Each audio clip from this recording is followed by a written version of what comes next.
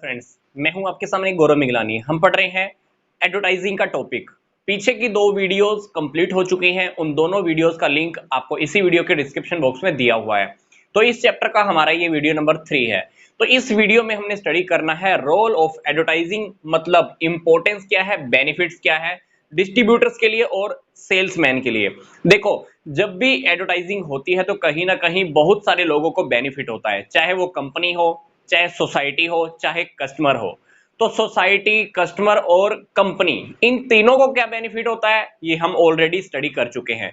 इस वीडियो में हमको स्टडी करना है कि क्या बेनिफिट मिलता है डिस्ट्रीब्यूटर्स को और सेल्समैन को। मतलब जब भी एडवर्टाइजिंग होती है तो कहीं ना कहीं जो एजेंट होते हैं, सेल्समैन होते हैं, डिस्ट्रीब्यूटर होते हैं, होलसेलर, रिटेलर, इनको भी कहीं ना कहीं बेनिफिट होता ही है। तो बेनिफिट कौन कौन से होते हैं, क्या पॉइंट्स हैं, हम इसको डिस्कस कर लेते हैं। सबसे पहला पॉइंट है इजी सेलिंग। जब भी एडवर्टाइजिंग कोई भी कंपनी कराती है तो डेफिनेटली डिस्ट्रीब्यूटर्स को और सेल्समैन को प्रोडक्ट सेल करना बहुत इजी हो जाता है। प्रोडक्ट सेल करना बहुत इजी हो जाता है, क्योंकि अगर वो कस्टमर को बताने के लिए जाएगा कि प्रोडक्ट में ये क्वालिटी है, तो कस्टमर ऑलरेडी एडवर्टाइजमेंट देख चुका होगा, उसको पता होगा कि प्रोडक्ट में क्या क्वालिटी है, प्रोडक्ट के अंदर क्या मिक्स है, प्रोडक्ट का प्राइस क्या है। तो डेफिनेटली कस्टमर ऑलरेडी बहुत कुछ जानता है। तो डिस्ट्रीब्यूटर को ज्यादा दिमाग लड़ाने की जरूरत नहीं है, ज्यादा एक्सप्लेन करने की जरूरत नहीं है। प्रोडक्ट के बारे में बताएगा, हल्का सा इंट्रोड्यूस करना है, अगर कस्टमर को इंटरेस्ट होगा तो कस्टमर खरीद लेगा। तो कहीं ना कहीं एडवर्टाइजिंग की वजह से डिस्ट्रीब्यूटर्स को प्रोडक्ट सेल करना बहुत इजी पड़ता है। सेकंड पॉइंट हम डिस्कस करते हैं, no need of advertisement by distributors. Simple सी बात है, जब कंपनी ने एडवर्टाइजमेंट करा ही दी तो डिस्ट्रीब्यूटर्स और सेल्समैन का जो एक्सपेंस है प्रमोशन करने का, प्रोडक्ट प्रमोट करने का, एडवर्टाइजमेंट करने का जो खर्चा है वो खर्चा बिल्कुल कम हो जाएगा। क्योंकि कंपनी क्या कराती है, हाई लेवल पे एडवर्टाइजिंग ऑलरेडी करवा देती हैं, तो डिस्ट्रीब्यूटर्स का एक तो पैसा काफी बच जाएगा और उसको प्रोडक्ट प्रमोट करने के ऊपर जो टाइम लगाना था वो टाइम भी उसका बच जाता है। तो प्रोडक्ट सेल करना इस वजह से इजी भी हो जाता है, क्योंकि कस्टमर ऑलरेडी प्रोडक्ट के बारे में जान जाते हैं। तीसरा हमारा टॉपिक है सेल्स एंड प्रॉफिट इंक्रीज हो जाते हैं।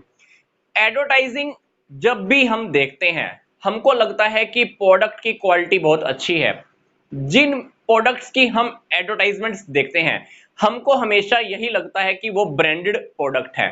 तो डेफिनेटली एडवर्टाइजमेंट जब भी कंपनी कराती है तो वो प्रोडक्ट ब्रांडेड बन जाते हैं। अब जब ब्रांडेड प्रोडक्ट है तो कस्टमर उसको खरीदना पसंद करते हैं, कस्टमर परचेज करते ही रहते हैं। तो अल्टीमेटली क्या होगा, सेल्स इंक्रीज होती है, प्रॉफिट इंक्रीज होता है और कहीं ना कहीं डिस्ट्रीब्यूटर्स का जो कमीशन होता है वो भी इंक्रीज हो ही जाता है। तो इनको सेल्स के ऊपर एफर्ट करने में टाइम कम लगता है, सेल अल्टीमेटली इंक्रीज हो जाती है क्योंकि कंपनी ने ऑलरेडी एडवर्टाइजमेंट करा दी है। चौथा हमारा टॉपिक है रेगुलर सेल। कभी कभी ऐसा भी होता है कि प्रोडक्ट हमने बनाया सीजनल, पर वो ऑफ सीजन में जाकर प्रोडक्ट सेल होना बंद हो जाता है, पर कंपनी क्या करती है, एडवर्टाइजमेंट कराना चालू रखती है। तो प्रोडक्ट कहीं ना कहीं सीजन में तो सेल होता ही है, ऑफ सीजन में भी सेल होता ही रहता है। तो इससे क्या बेनिफिट होगा, डिस्ट्रीब्यूटर्स ने जो स्टॉक करके रखा हुआ था वो स्टॉक उनका सेल होता रहता है और इनको रेगुलर इनकम मिलती रहती है। तो मतलब इनके खर्चे कम होंगे, रेगुलर इनकम बनी रहेगी, प्रोडक्ट ऑफ सीजन में भी सेल होता रहता है, रेगुलर सेल मतलब बनी रहती है। पांचवा है हमारा morale of the sales force. जो सेल्स करने के लिए फोर्स लगी हुई है उनका मोरल, उनका मनोबल, उनका कॉन्फिडेंस लेवल हाई होता है। क्योंकि कोई भी कंपनी जब एडवर्टाइजमेंट कराती है तो सेल्स पर्सन का मोटिवेशन लेवल थोड़ा बढ़ जाता है।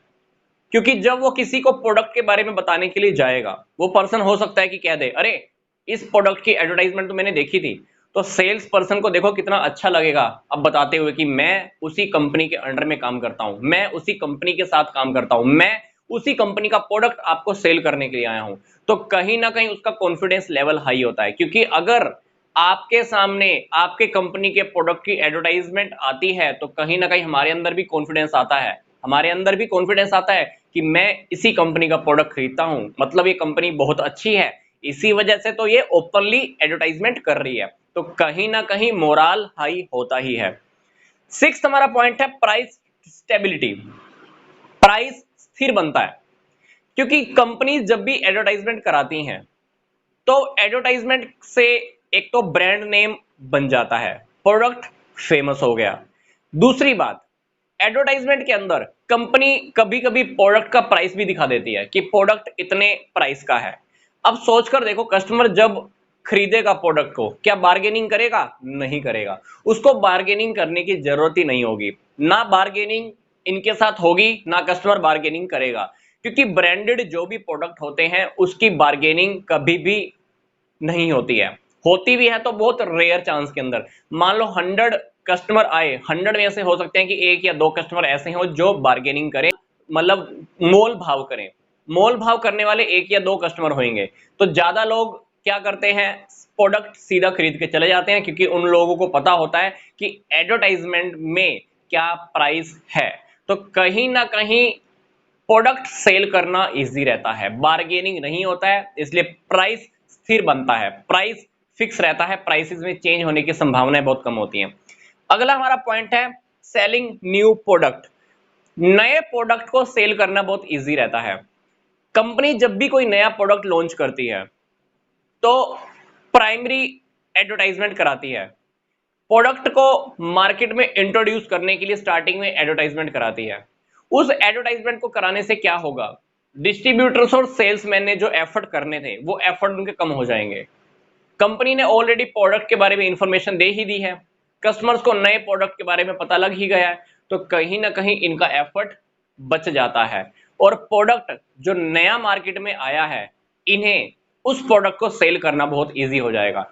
अदरवाइज क्या होता है, जब भी कोई कंपनी नया प्रोडक्ट लॉन्च करती है, अगर एडवर्टाइजमेंट नहीं कराती है तो डिस्ट्रीब्यूटर्स और सेल्समैन को बहुत माथापच्ची करनी पड़ती है।